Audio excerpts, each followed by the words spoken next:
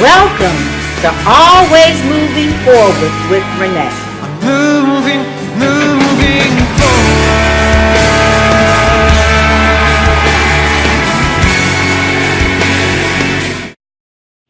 Good morning and welcome to Always Moving Forward with Renee. I do have my friend here with me, Lenore, on the end. But guess who's back with us? I know you recognize his face, TJ, our real estate man.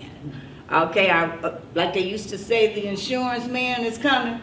Well, here's our real estate person right here, TJ. TJ is the son of Terance Bowers and Marcina Mills Bowers, the nephew of Kevin Bowers, the grandson of Darylyn Bowers, CEO of Bowers Realty and Investments, and France Bowers, who was the founder of Bowers Realty. Okay, now I'm in real estate as well, and you recognize the name Bowers. So TJ and I got some history together.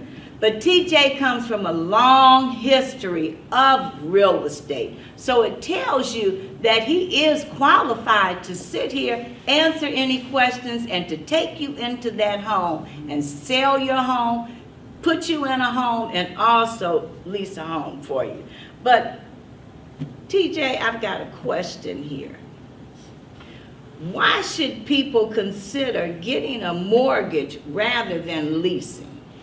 Well, people should get a mortgage rather than leasing because they aren't susceptible to landlords anymore. Landlords specifically have their own interests at stake. And so a lot of times what happens is people get into leasing, especially like month to month. Right. And the landlord, whenever they want to, can be like, all right, you have 30 days. I don't want to lease out this property anymore. Instead, I want to sell it as full property, sell the property in full, and then thus the tenant has to find somewhere else to go. Wow. So are they getting away from that year to year or 2 years, Well, 3 years leasing? It honestly depends on what it says on the lease. Okay. Honestly, some people like do a year or 2 years or 3 years. Okay. However, though, a lot of times it's on a month-to-month basis because the landlord in particular don't want to get into like, all right, they're going to stay here for 2 years or 3 years. What if I want to sell it in one? So they have, like I said, they have their own interests in mind. However, though, once you get a mortgage, that's yours. That's an asset. Okay. Therefore, you can sell that, or you can buy it, own it, and then thus sell it when you want to sell, when you want to move. Okay. Like ultimately, that's up to you instead of, constantly being like, oh, so am I about to move next month? Am I about to move in 2 months? Like, you don't necessarily know when that time's gonna come. When you have your own asset, when you're paying your own taxes upon something that's yours, then you're able to make profit off it. So as a young person, do you feel that home ownership is a good investment? Yes, home ownership is definitely a good investment because one, first-time home buyers, a lot of times are skeptical about the listing price per se, and not necessarily the monthly rate that they have.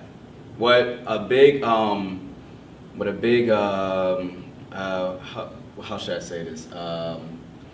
Misconception is that leasing is cheaper than owning a place. A lot of times, the mortgage rate for a home is actually less than the renting rate. So, for example, within the Southfield market, per se, you have leases that go from, the leasing market is so aggressive right now, but the leasing could be around $1,500 per month. $1,300, and that's in Southfield. I mean, if you're going to look for stuff to lease for $800 and $700, you're most likely going to get Detroit. And I'm not talking about Palmer Park Right. and like Palmer Woods and stuff like that. Like you're going to get like, not necessarily the best conditions, Right. and you may have, some problems as well. And just the whole like situation altogether is, not necessarily the best for your family, per se. Okay. So when getting a mortgage, you're building equity too. Yes, you correct? are. Yeah, you're building equity. Okay, now tell us a little bit about the different programs. Because I remember Neighbor Next Door, Mhm. and then I know there's several other programs out there. Tell us a little bit about that. Yeah, so different banks have different programs depending on your credit score, also depending on if you're a first-time home buyer. Now I need to remember the specific names of these. There's one in particular in which I know that if you're a first-time home buyer, they'll give you, like the bank will give you $4,500 towards closing costs. Oh, wow. Or there's another program per se in which they help you. They give you like a certain amount of dollars towards the down payment. Okay. The down payment of the home. So What was that HARP program? Is it called HARP? You know what I'm talking about? yes, I know. See, and that's why I'm saying the names. I have two in particular. neighbors that just purchased homes off of, they were renters. They were renters. But Okay. they're not renters anymore. Right. And they went through this HARP program. Okay. And the specific names of the programs, I gotta like re-up my cell phone. But however, though, we have people within different banks, within different mortgage programs and stuff. Like each person has their own specific program in which they use. I mean, you can go to MISTA or have these like government-based programs Right. in which like they will literally let you know what your options are. But there's this one specific program that was huge. That I'm literally like forgetting. I should have had like a little sum in front of me though. But however though, there are definitely programs out there, so it's not. Well, you always can so. call them for that program, Yes. and they're gonna I call have you a at lot. what number? 248-761-7220. Okay, for any program, Yes. And I TJ is your person. And I can get you in front of somebody who will tell you the details specifically. Like I said, we're a one-stop shop, so we have the title company as well as the mortgage lenders. So we can get you in front of somebody in which they go step by step about what your certain options are, what programs are available, and the details in which they can go towards closing costs as well as your mortgage in general. So. Okay, now, TJ, on another show, we talked about when the person comes in to buy a home, you qualify them Mhm. first to see what they Yes. can afford, and Yes. then you show them those homes. Yes. Okay, now, and you take them out yourself. You don't Yes. send them to look at the home by themselves. No. That's a big no. Anybody that gets you, any realtor that's out there that tells you the combination and everything, like towards the house, it's like a $5,000 to $10,000 fine now. Wow. Wow. What's happening in a real estate market because of Detroit, because it's appreciating the values. What's happening is now a lot of realtors are being fined for stuff they weren't fined previously. What's going on is, and I had like personal experience with this, realtors are trying to take advantage of people. Okay. What they're trying to do is they're trying to put the other person within a situation per se. Like they are really shady. Like for example, I'm not going to name who, but for example, I was dealing with an out-of-state client within Las Vegas, right? And so she was putting an offer in on his house, right? And so I got the EMD, send it over to the listing agent, yada yada yada. I go to Cabo, to Mexico, right? And I tell her this. I literally tell her over Christmas break to New Year's, I'm gonna be in Cabo. It may be hard to communicate. I'll get back to you, Right. So once I get back in the States, I get the email from my client who emailed me prior that she wasn't satisfied with the home inspection that was currently taking place at the time when I was out of the country. So I tell the listing agent that there was a dissatisfaction with the home inspection. However, though, that 10-day period like came up, and her knowing that I was out of the country, I go to her and be like, hey, sorry, the dissatisfaction with the home inspection.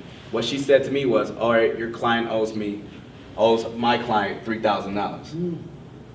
And I'm like, $3,000?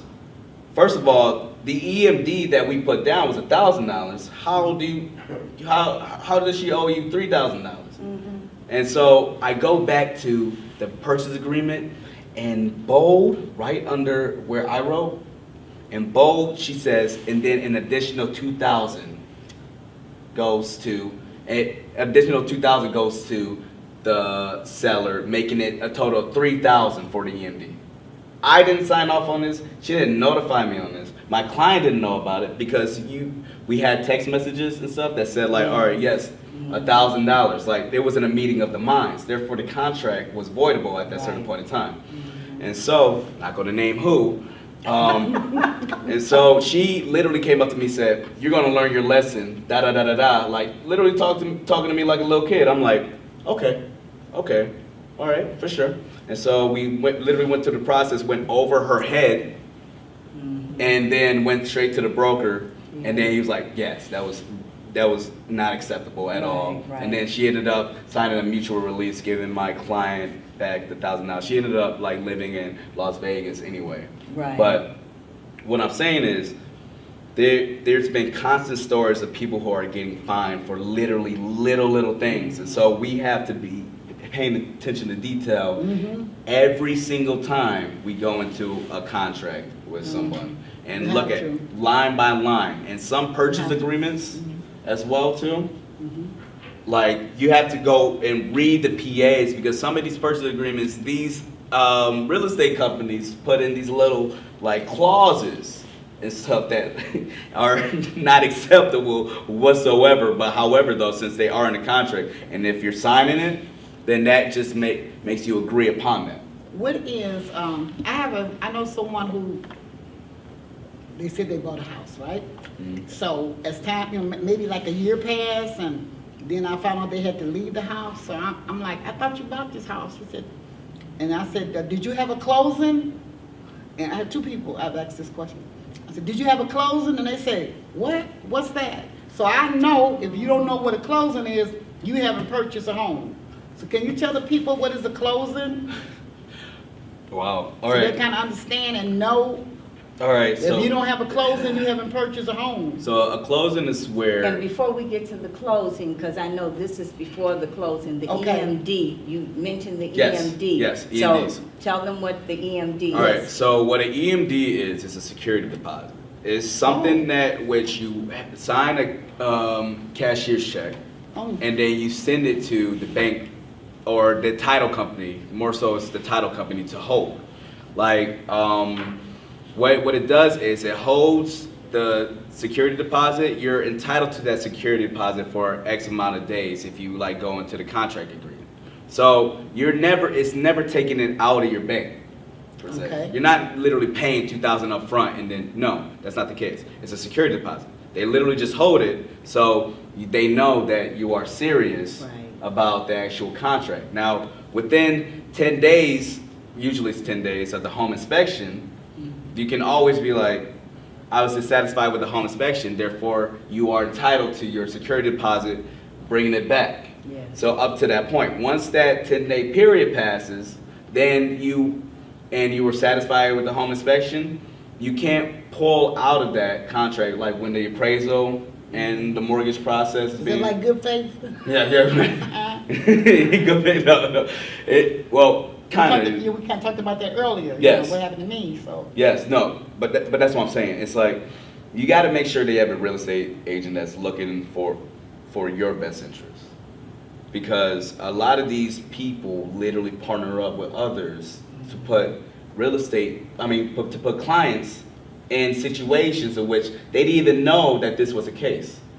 They didn't go over with them at the beginning that, all right, so at the beginning, you're gonna have the EMD Okay. of da da da Right. da da, and there, so that's what the EMD is. It's a security Okay. deposit, okay? Okay. Mhm. And so once you go into the mortgage process, assuming that you're not doing cash or any other like land contract, even though you have closes for land contract, but Okay. and for cash too, honestly. You have But closing for land Yeah. contracts, everybody. closes for land contracts, closings for cash, closes Okay. for mortgages, closes for. It's just that with the mortgages in particular, usually it takes up to like about 20 some days to 30 days for the appraisal to go through and for the whole thing to get processed by the bank. And so once you go to the closing, then it's literally listing agent, and then it's the selling agent, and then it's the seller, and then it's the buyer. And so then there's the title companies too, on both sides, if they're not using the same title company. And what happens is they literally go over line by line, transfer title, transfers of deeds, and then the mortgages, everything is put into place, in which once you're done with that closing, then that house is officially yours. It's officially yours for the title, and then, if there's an occupancy date of 15 to 30 days afterwards, then, that's the case. That's like in the PA. However, though, a closing is which the deal actually gets done. Like, it's actually like finalized, like right then and there. And if you don't have a closing, you don't own anything. Right. So, Okay. Now, TJ, also tell us what is the difference between a selling agent and a broker? okay. So, a broker is the actual company in which like the selling agent is representing. So a selling agent can be a part of, like for me, for example, if I was representing a buyer, a client, I'm their selling agent. However, though, I'm not the broker. Bowers Realty and Investments is the broker. It's a brokerage. All right, like Darren Bowers is the broker. I am only a fiduciary, and that's like a trusted, person of the selling agent and the broker. So what's a realtor? So realtor, that would be me. So that would be the selling agent. Okay. That would be the realtor. Okay. But the actual brokerage, like the actual broker, is Bowers Realty and Investment, because that's the real estate company that I'm a part of. Okay. So that's Now, are you or a seller's agent or a buyer's agent? You can be either or. Oh well. All right. So What's the difference? All right. So here's the terminology. Okay. So it's listing agent, and then there's the selling agent. Now, listing agent is on the seller side. It's the one that Okay. lists the home, yada yada yada. The selling agent and the buyer's agent is the same thing. Oh, okay. So the selling agent, it's weird terminology, but yeah, the selling agent and buyer's agent is the same thing. So buyer's agent meaning you represent the buyer, and then listing agent meaning you represent the seller. So it's just that one deals with the selling side, the listing, and the other one deals with the client, the buyer that wants to get that listing Okay. as well. So. Okay. Now, I know you got another question down there, Mm-hmm. Lenore. Would you invest in Detroit real estate? Yes. Now, if What there's about suburban Detroit? Yes, most definitely. I mean, with the aggressive renovations and the constant business that is being built within Detroit, especially Midtown, downtown, going to the riverfront as well, the property values are appreciating so aggressively right now that it's about to, one, go through all of Detroit, but two, go to the suburban areas around it. So we're talking Oak Park, we're talking Southfield, we're talking Royal Oak, we're talking Birmingham. Every single time I go down the street, I see another condo being built. I see another complex. I see a whole strip mall being built. Soon, literally, because of Detroit, because it's so big of a city, because it's the main city, because so many people know about it from out of state, it's going to make so much money that it's going to spread out, like, immediately, like, to these areas, these surrounding areas. Like, people are going to want to have families and stuff and not live in the city. So therefore, where are they going to go? They're going to go to these areas around here. What about the inner city? Do you see anything? Yes, the inner city as well, but this is what Dan Gilbert's doing though, and as well as other investors. They're buying out the whole block. We're like, to the foreclosures okay. and stuff. They're buying out the whole block. You talking about the street, the one where it looks like a ghost town in Detroit? Yes, yes. And everything, you got 4 or 5 blocks where there's nothing? Yes, They're buying the whole They're block. buying the whole block, and then they're building condos. They're Oh. building apartments. They're building like commercial properties, all in these certain areas. Right. And they're and it's unreal because literally for those people that were there like at the time, they Right. get bought out Right. of their. Let's say they bought a home for $35,000. Mhm. Bought a home for $35,000. They get offered $70,000, and then they're like, "Oh, made a $35,000 profit." Absolutely. Not knowing that in a year's time, or 2 years' time, maybe 5 years' time, nevertheless, it's about to appreciate to 4 times that, or 5 times that, because of the businesses, because of the renovations. Think about Little Caesars Arena. Once that boy went in there, think about all the properties that were in there. Yes, People were yes. being bought out. Now what do you see around Little Caesars Arena? Businesses. Right. Like commercial properties, like condominiums, like apartments. Like it's happening. It happened in Midtown first. They did it around Wayne State. Mhm. Then they moved towards downtown. Once Little Caesars Arena was built, that's when it just kicked off real quick. And now they're going to the riverfront too, because the water appreciates your value like no other. Yes. Yes. So that's where the next thing is going to go. So if you have any like houses like that you're looking at within downtown or midtown or even Detroit in particular, literally buy it, hold on to it. Like hold on to it for, I'm trying to say, a year, 2 years time, guarantee you that value is going to. But you gotta be in the right area. Because Yes. Now, gotta be you know there. what? I heard the next hot area is going to be Highland Park. Mm-hmm.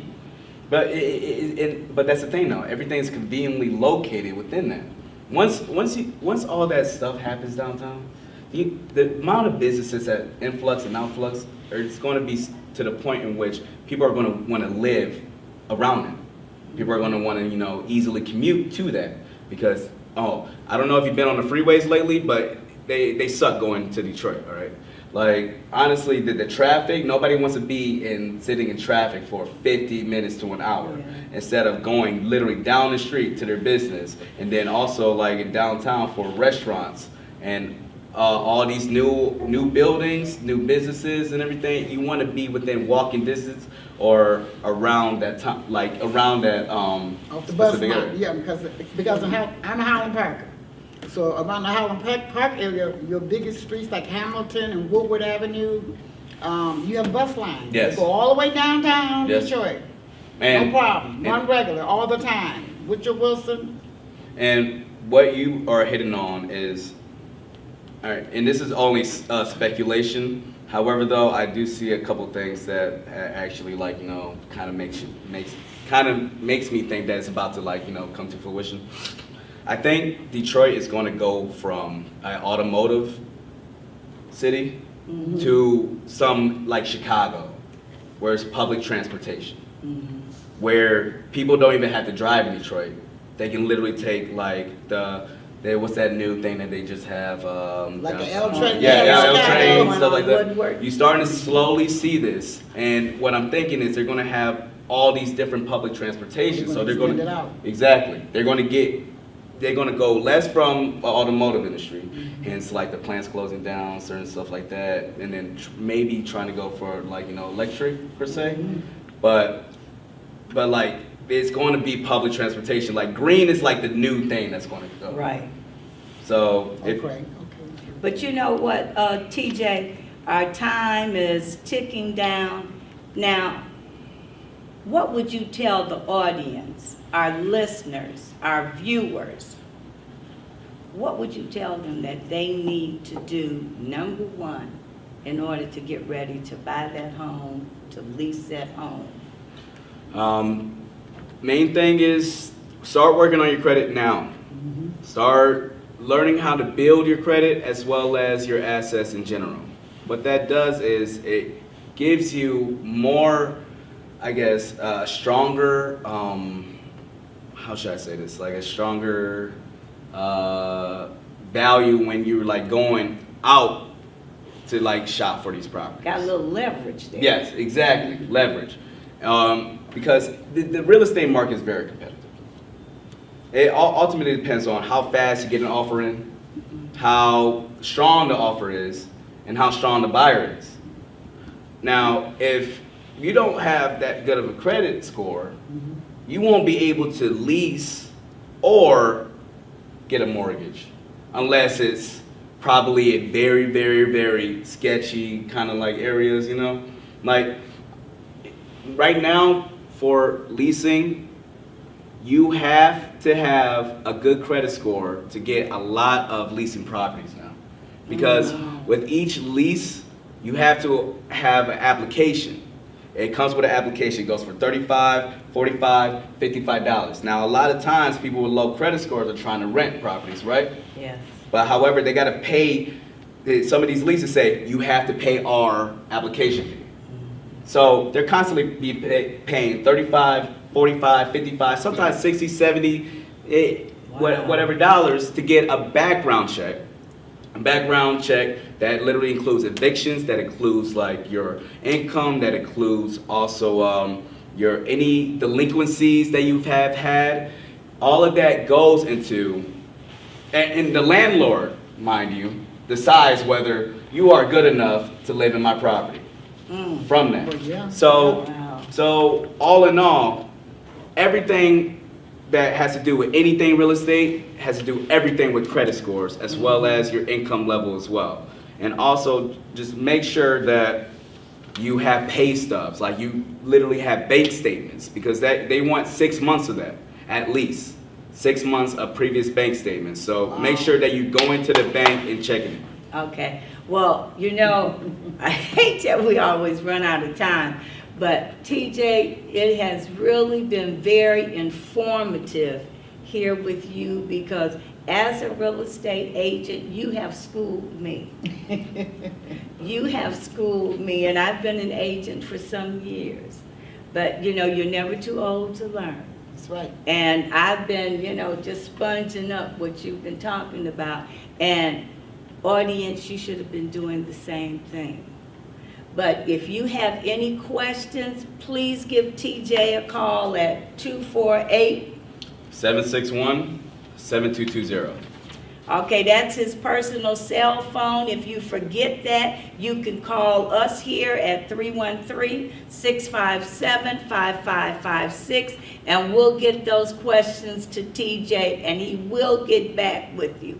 So as I always say, God loves you, and so do we. So until next week.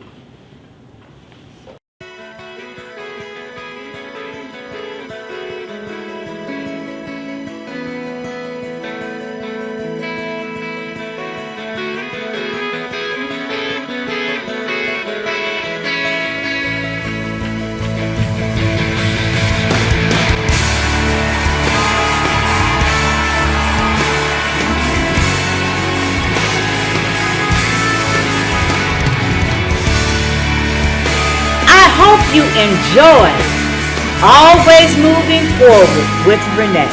Moving forward.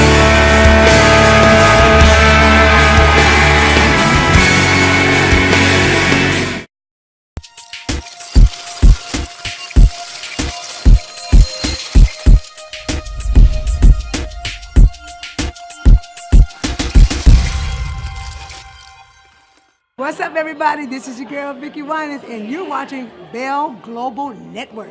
Hi, everybody. I'm telling you, everything that happened to me that was good, God did it. I'm Evelyn Turrentine, AG, and you're watching the Bell Global Network. This is Pastor D. Alexander Bullock of Preachers of Detroit, and you're watching the Bell Global Network. This is Bishop Edgar Van of Second Ebenezer Church in Detroit, Michigan, and you're watching the Bell Global Network. Hi, I'm Bernadette Stanis. You know me best as Thelma from the TV show Good Times, and you are watching Bell Global Network.